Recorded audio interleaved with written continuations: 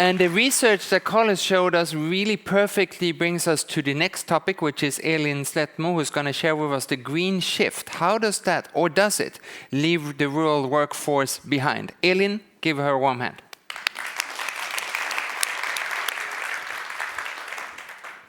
Thank you very much. So my name is Elin Slätmo and I'm a senior research fellow at Nordregio. And I've been asked here today to talk about the rural workers and the rural labor markets, and if the green shift is leaving them behind. And let's see, this speech then is very tapping onto a very complex and challenging issue, I would say. And I don't know if you ever think about the rural workers in the Nordic countries. So I thought we could start off by doing that together a bit. So let's take a moment and think about the miners and the steel workers, ensuring future production of these vehicles that we use every day, our phones, our computers, and the machineries that are ensuring our everyday lives. But also the farmers, of course, adding to the new biogas plant while also delivering high-quality foods for us.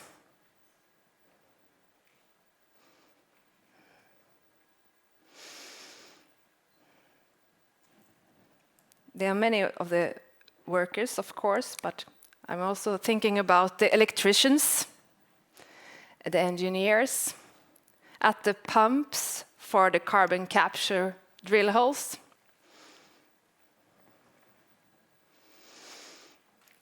These people, are they left behind by a hegemonic urban green transition? Are they forced to be part of a green transition that must take place to ensure human life on this planet? So what I wonder is if there are urban-rural divide in this green transition.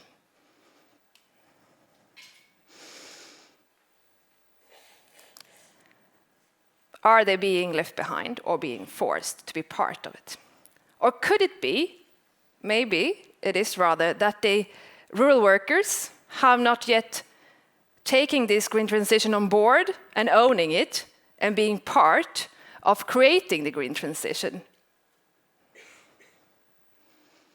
So with this, I'm inviting all of us to be part of it, sort of. And you are lucky because our new report look into some of these issues, and we just published it 2 days ago.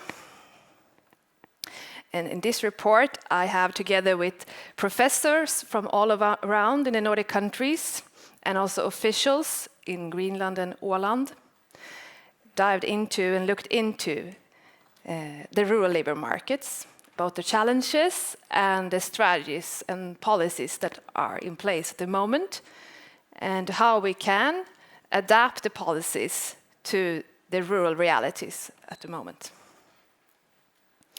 Some of the results from this report I will dive into now. One of the core results is that we have agreed upon in this joint work that there is a new type of rural labor market. Traditionally, the ideas of rural labor markets has been that there is a lack of jobs. This is still the truth in some of the rural areas of the Nordics, but more prominent is the lack of rural labor. That it's too few persons that can take on the jobs, and those that live in the rural areas don't have the right skills and the right competence. So that is a more accurate image. But of course, this is not the fact in all rural regions, because the variations are huge. There's both variations within each and every one of the countries of the Nordics, And if we look into the regional levels, which we like to do at Nordregio, we're using the urban-rural lens, we can also see there are huge variations regarding employment rates, for instance, that we have on this picture here. We could see, on average, that there's a slightly higher employment rates actually in rural areas compared to urban areas. But there's such a small difference, so it's not really any large differences in that sense. That made us question if the urban-rural divide regarding employment rates is not really something that we could say that is prominent. It's there, but it's such a small difference, so maybe the urban-rural divide is not the right lens for this type of results. We can also see, if we're zooming in only on the rural municipalities, that the rural municipalities have both the highest and the lowest employment rates, so the variations are really large. And the reasons for the large variations are many, but some of them are that we have to know how the rural labor markets functions. We have these very large employments, those big industry factories with a lot of wage workers, but we also have another side of the characteristics of the rural labor markets is this characteristics of the very many small entrepreneurs and family businesses. So this divide or these differences create these very huge variations.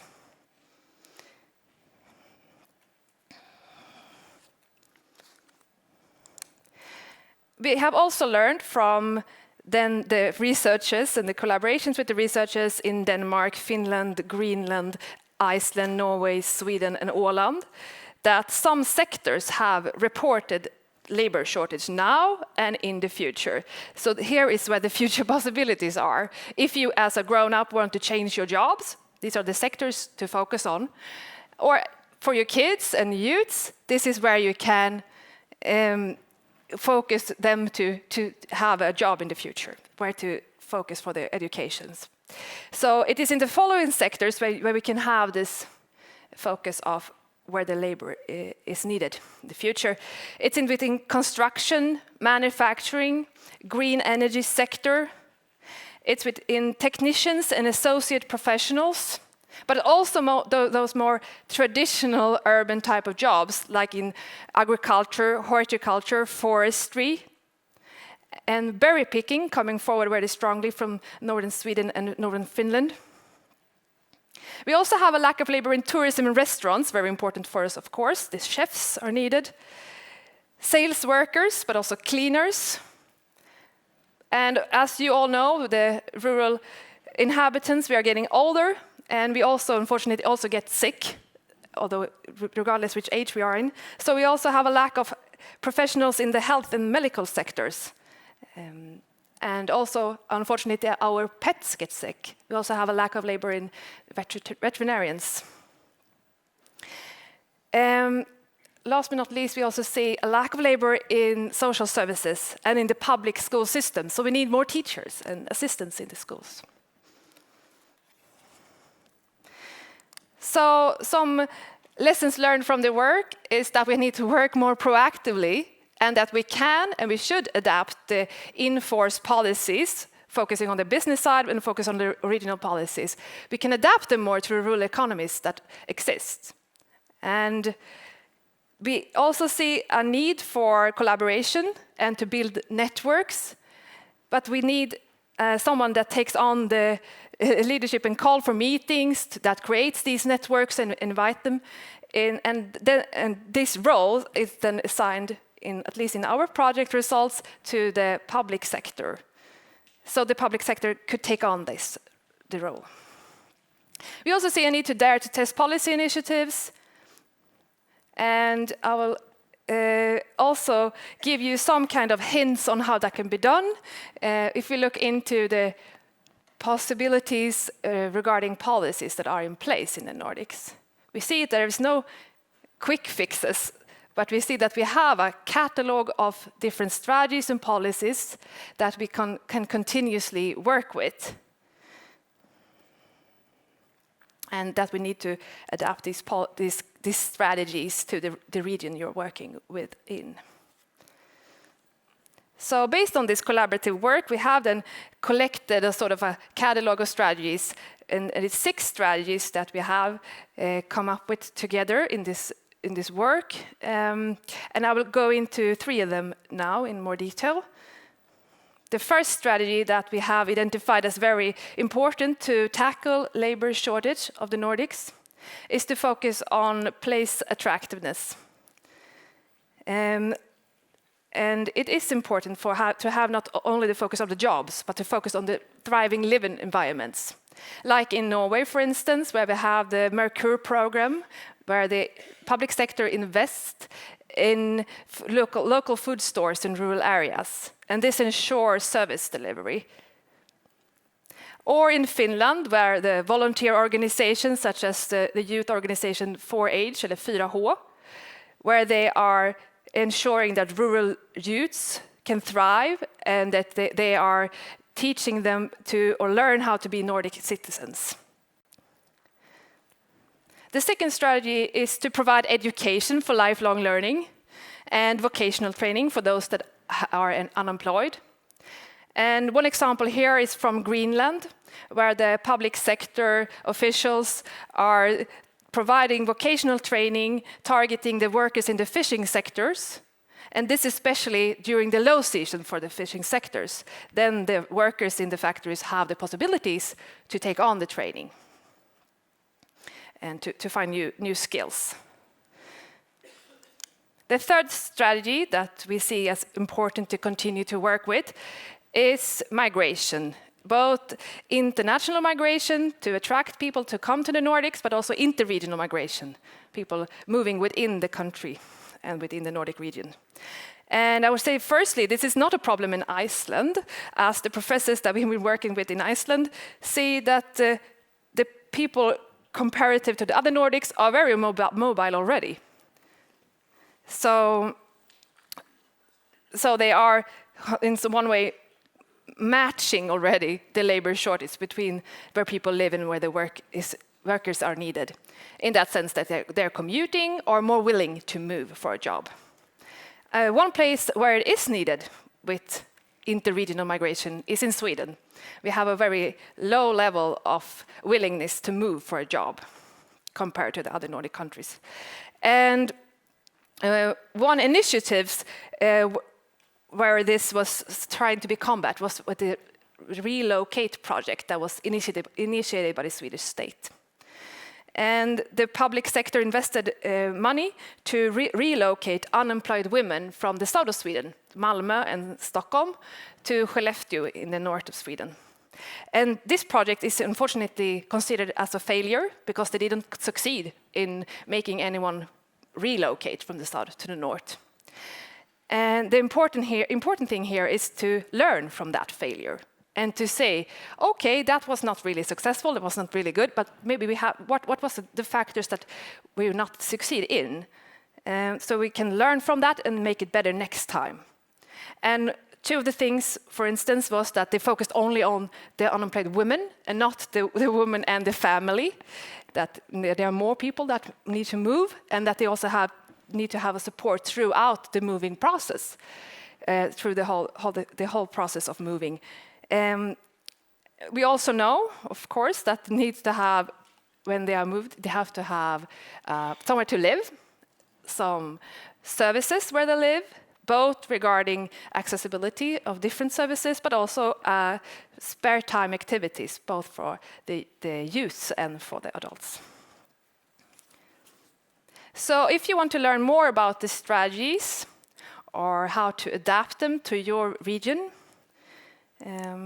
I encourage you to talk with me further and to look into the report.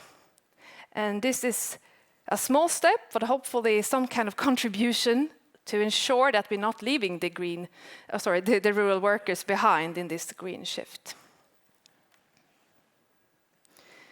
So with that, thank you for listening.